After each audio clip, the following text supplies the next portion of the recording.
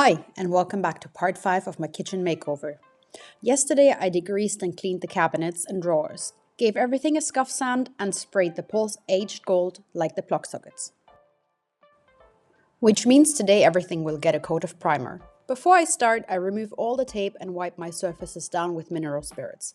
That way I remove bits where I oversprayed and have a dust-free surface. This primer is water-based and has a really nice consistency. It goes on like molten butter and it's already pretty clear it levels out super well.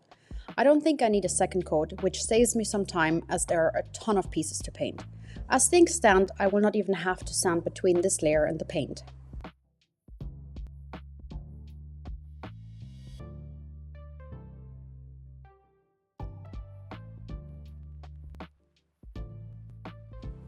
Now I just need to repeat this on all my pieces and find space for them to dry.